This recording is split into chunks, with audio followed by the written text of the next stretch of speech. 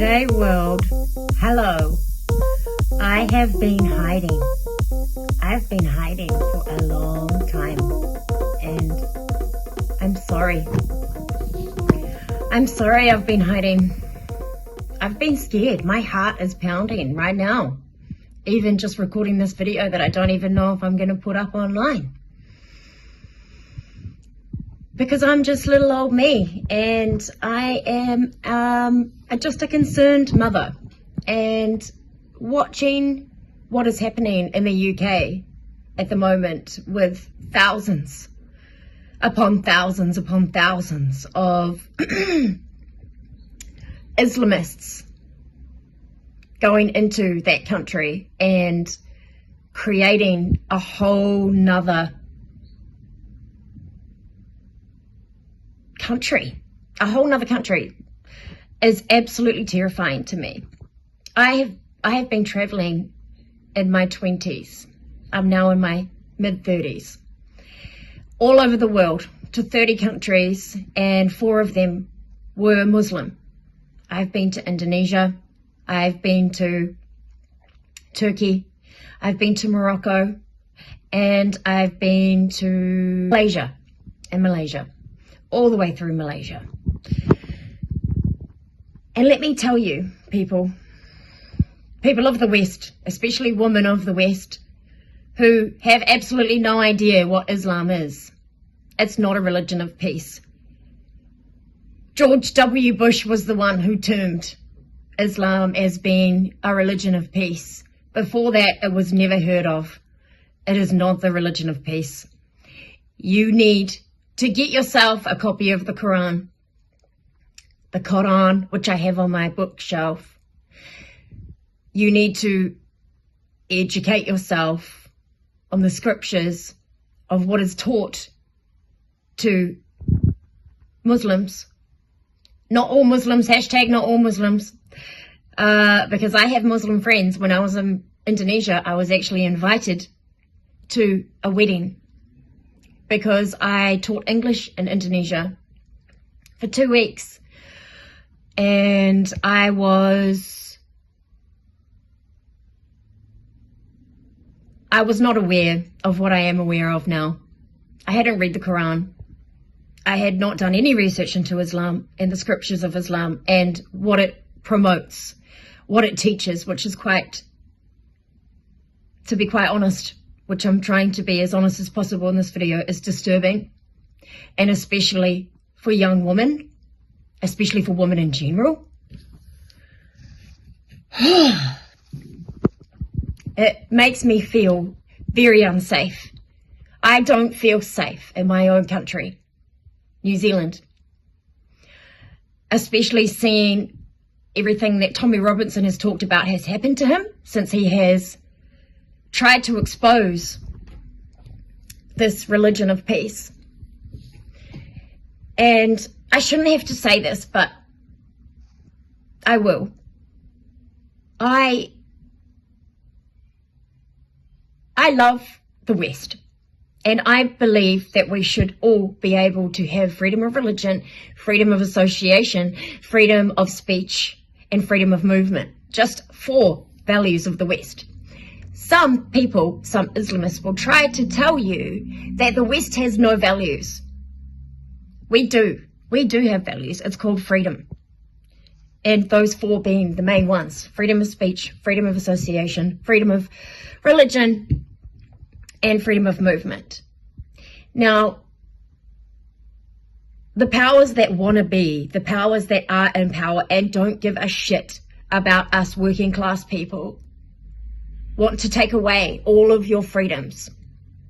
And we saw that during the COVID times, where we were forced to take experimental gene therapy jabs that hadn't been tested for long enough to see if they were even safe for humans, let alone for adults, let alone children to be taking.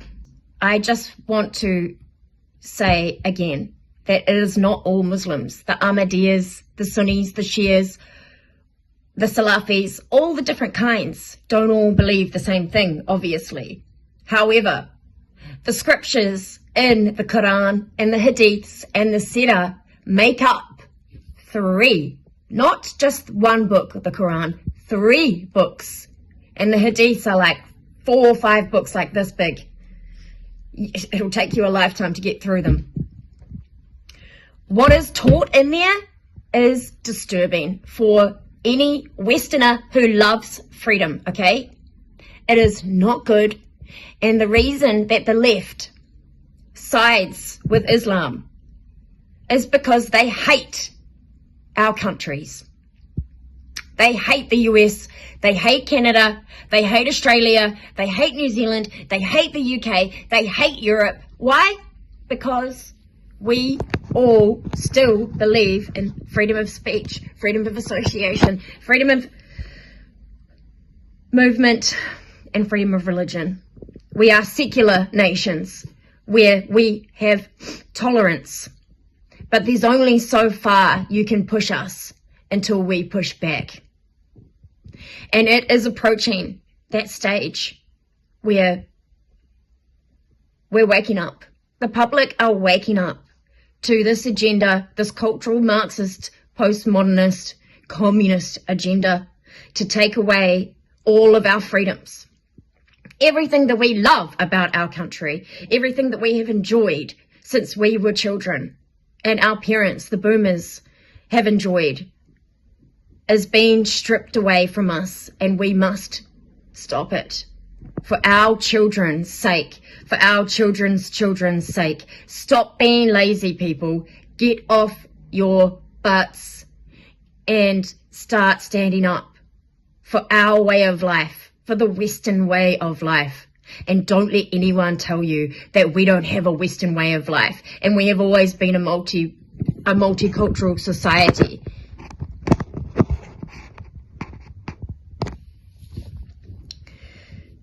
We have mostly always been a multicultural society, but Europe has not always been a multicultural society. That is only recently that has happened, and that was forced upon the Europeans, whether they liked it or not. And look at what has happened. I'm going to have to do other videos where I actually have notes in front of me. I just knew I had to do a recording today. I just needed to get on camera and say something, and I have nothing behind me. I have nothing prepared today, okay? But I have done thousands and thousands and thousands, tens, hundreds of thousands of hours of research into many, many topics, and I look forward. It is an honor to be able to share these topics online and finally be able to embody the trivium myself, which is knowledge in, processing, and then knowledge out. You don't truly know something until you're able to teach it, and that is the role that I am stepping into. I'm sorry I've been hiding. I've had my own stuff to deal with, and I now feel like our countries in the West are coming to the point of civil war because we have allowed our governments to bring these people in. And I'm not against immigration. What I am against is people from other nations who believe in completely different ways of life coming into our homes, into our home countries, and expecting us to assimilate to their views. No. If you're coming here and our tax-paying dollars are paying for you to come here and hook straight into our welfare system, you will assimilate to our ways of life, to the Western ways of life. You will be tolerant. You must assimilate, fit in, or fuck off. And that's about as simple as it gets, okay? FIFO. I used to work in the mines in Australia. Fit in or fuck off. They had a saying. Fit in or fuck off. You're not welcome here, raping our women, raping our children, the grooming gangs in the UK. That has gone on for 40 fucking years and no one did anything about it. Where's the duty of care from the police service? The police force. It should be the police force. It was nowhere to be found. And why? Because they are shit scared. Shit scared. Shit fucking scared of the Islamists. Because they always rally together. They always look after their own. And they don't condemn the violence and the torture of thousands of British women that is coming to New Zealand if we do not do something about that. And I, for one, am not going to sit back and say nothing when I know that this has been going on for so long. And I'm sorry that I have sat back for as long as I have and haven't said anything online for as long as I have. And I don't care if you're going to try to call me a racist or a right wing or what's all the terms? Racist, right wing, far right. Those terms mean nothing to us anymore, because all I am is a concerned mother and a young woman, well, middle-aged woman, who is actually scared for her safety. We had people in the mall recently going through there and stabbing. They were going through with knives. I'm not going to say which one because I don't want people to know exactly where I live, because I know that if any Islamists see this video, they're going to look for me and they're going to send me death threats and they're going to send me threats that they're going to rape me and they're going to send me all kinds of stuff. And that's one of the reasons why I have held back for so long, because I have a child and I need to protect my child and I need to protect myself and I need to protect my family. But how long can we sit back and allow this to keep happening until we finally stand up and say something, until we finally put our faces out there and say, I'm not fucking scared of you. You know what I am scared of? I'm scared of God. I'm scared of God calling me to use my voice and use my power and not doing that. I'm scared of the position and what will happen from that more than I am about being raped to death. Yeah, that's what I said. Raped to death. And these girls in the UK who have suffered immensely under these grooming gangs, who were predominantly Pakistani men, Islamist Pakistani men, who the press, the media called Asians, because they were so terrified that they would be called racist if they called them for what they really are. Now, this is not a race problem. Islam encompasses almost every single race in the world. People can convert from any race, and they do. So we need to be clear that this is not a racial issue. Islam is not a race. Islam is an ideology. It is a religion. And if any of you who are watching have ever watched Mark Passio, who is one of my favorite ever content creators, who has done the work to really find out what's going on in the world, you will know that religion in Latin actually means relegare, which means to tie back from progress, to thwart from progress, to tie our hands behind our back so that we cannot evolve. Come on, people. We have had religious wars for so long. Do we really need to keep doing this? We need to figure out a way to go beyond it, to go beyond killing in God's name, raping in God's name, in Allah's name. It's absolutely ridiculous that we allow this to happen in our own nations. And you know why we do? Because we are so tolerant, because of our Western values. That's why they come here and they do these things. I don't think it's been happening in New Zealand, but it will. Because it says that women in foreign lands, in the Quran, in the Islamic scripture, that women from foreign lands during wartime, which most Islamists think that it is wartime right now, and why wouldn't they? when our governments are paying for them to illegally come into our countries and host them in hotels. I'm mostly talking about the UK here as a canary in the coal mine for what is coming to New Zealand and Australia in the southern hemisphere in the west. They are paying for them to come in. And why are they doing that? Because they rely on their votes. Labour government are relying on the Islamists' votes to put them into power, because in a democratic, secular Western society, we vote our rulers in. And they know that if they bring them in and they hook them straight into the welfare system, that they can rely on their votes to get them into the next, and into Parliament in the next election. And with the by-elections coming up in New Zealand, I think this is a very important time to say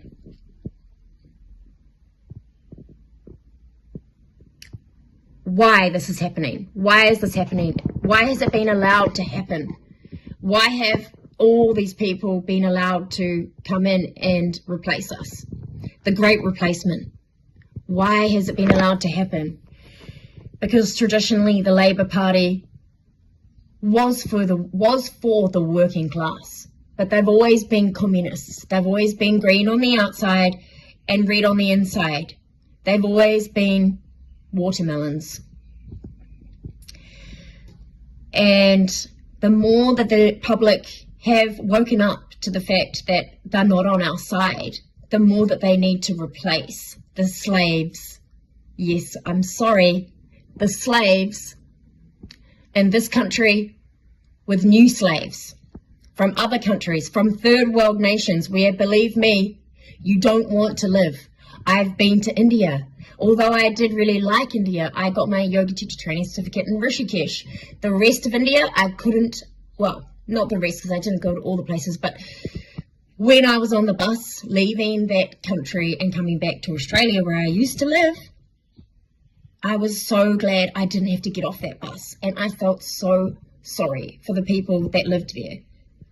Rubbish and trash all over the streets, feces all over the streets. It is a third world country, okay? And I have nothing against Indians at all. I actually really like Indians, and I loved studying my yoga certificate there in Rishikesh. And I like learning about Hinduism. I like learning about all religions. I love learning about all religions. I love learning what people think God is. People of different cultures. But once I started researching Islam, it was a game changer, okay? It's not like any other religion. It is violent. Muhammad was a warlord. He was violent. He started wars. Jesus didn't start any wars in 33 years. He teaches love. Muhammad does not teach love. And I am telling you from somebody who has read a lot of the Islamic scriptures, it is not good. It is not good. And if there are some good parts, I haven't found them, and I would be open to discussing that with anyone, even online. However, I need to stay true to myself and not betray myself and really say what I've come on here to say. And that is that I don't feel safe in my own country. Diversity is not our strength. That is a lie. It creates distrust in our communities. Japan is for the Japanese. China is for the Chinese. New Zealand is for the New Zealanders. South America is for South Americans. All of this mixing us all together so that we don't have any allegiance to our ancestry and the very memories that we carry in our own blood, in our own bodies. We are our ancestors. We are them. They are us. We are an extension of them. My forefathers went to Turkey. They went to France. They died for this country, fighting ideologies that are now being brought into our nation. They would be turning in their graves. What is the world, what is this country and the world, but what is this country going to be like for my child? What kind of nation are we bringing in when we have a parliament and a prime minister who wears the hijab after the Christchurch mosque massacre, which I'm not going to touch on right now because that deserves a whole nother video in itself. But when we have a prime minister like Jacinda Ardern who wears the hijab, which is a form of oppression for women, the women that choose to wear it, that want to be modest, that's fine. You have every right to do that. But the women that are forced to wear it by their husbands, trapped in relationships they don't want to be in, that's not fine. There is something to be said about dressing modestly, but it doesn't have to be done to the extent where only this is seen. And sometimes the full burqa, the full niqab, where you can't even see the eyes. It's disturbing. And beautiful women are allowed to be seen. Beautiful women should be seen. We should be revered. We are the ones who say what goes and what doesn't in society. Women and children, girls and women, should be the most treasured out of all of society. And you can judge a society very accurately by how they treat their women and how they treat their children. Women in Afghanistan are not even allowed to finish primary school. When Islam gets to the point where it is an Islamic state and they have Sharia law in the country for many years, you watch the women's rights go down the toilet, okay? They are not even allowed to finish primary school, whether they even go to school at all, but they're not even allowed to finish primary school. Why? Because they are breeders. They are looked at as breeders. Just there to be sex slaves to their husbands who have sometimes 3 other wives, and sex slaves if they want, and to look after and to have many children. Forced breeders. And if they need medical care in Afghanistan, and I know this is Afghanistan, okay, and that is like probably the most extreme example, but if we don't try to at least curb this from coming into our country, what do you expect is going to happen, okay? So if the women in Afghanistan need medical care, they're not allowed to see a male doctor. And how many female doctors do you think there are in Afghanistan when they're not allowed to finish primary school? So they are essentially denied medical care. How dare they? We women are the ones who hold the key to new life, and our bodies are being raped and abused by men who think that is their right to do so. It is not your right to do so. You need permission to have a child with us. And I know that you're so jealous of us women having the key to life. Throughout time immemorial, men have been jealous of the fact that women are the ones that have the womb, that hold the key to create life, to give birth. And how dare anyone think that they can take this from us and use it to just pump out many babies. 22 per man on average for Muslim and 1.3 for Europeans. It's no wonder the great replacement is actually making a mark and picking up steam. Women of the West, we need to have more children. We need to stop putting our careers first and start really thinking about what we're doing to our children by letting them go into these public schools where they're being taught about LGBT rights and sex education from 5 years old. It's absolutely insane. That should be taught by parents. That's one thing that I do agree with very conservative Christians and maybe even Islamists who definitely don't teach their children about LGBT and gay rights, because they throw gays off fucking buildings, okay? They throw them off the top of buildings. And they trans the gay away. If there are gay men, they trans them into women so that they don't have to do that, so they don't have to kill them. There's so many topics that I've just only touched on in this video, but there's just so much I can say. And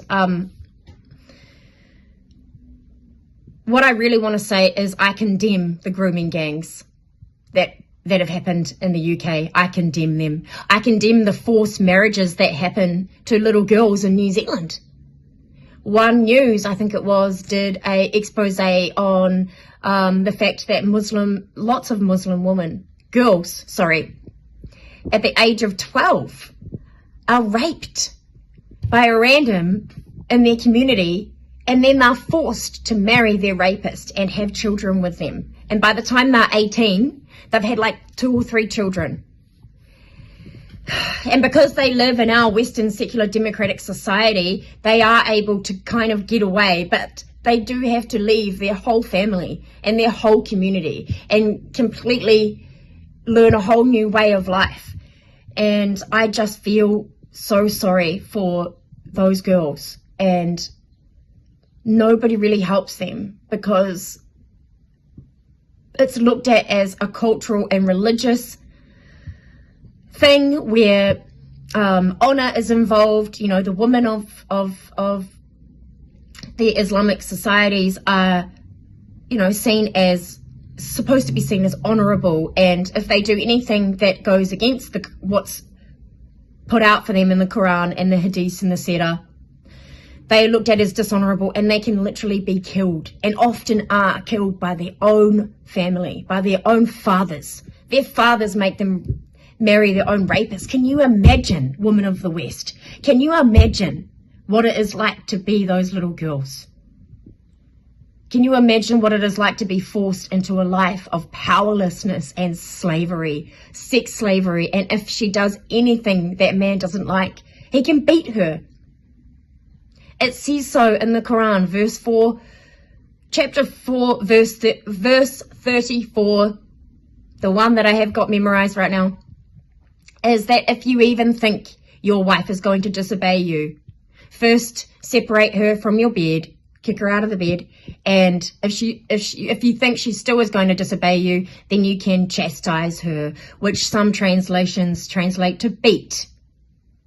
You can beat her if you even think that she's going to disobey you. And there's so much more than that. But this was just my little video that I had to do because I have been putting it off for so long, and I'm sorry to all the women in the world who suffer under Islam, under LGBT, and hinging on our rights as women. And for anyone in this video that I've talked about, I'm sorry it's taken me this long. But I'm here now, and I'm not going anywhere, and I realize that what I'm doing, I can't go back. I can never go back after I publish these, and my life could be in danger. And I ask that anyone who wants to support me and help me, please join. Please stand up. Please start speaking out. If you've been researching so many topics like I have for almost 10 years, and you've got all this knowledge that you need to get out. It's time. Stop watching content now and start creating it. God wants you to create content now. It's time. We are the mother bears of the next generation. That's why my new podcast is called Mama Bear Media, because there is nothing in nature that is as fierce as a mother bear who is worried about her cubs, who thinks that her cubs are in danger. There is nothing more fierce than that. So, mother bears, let me hear you roar.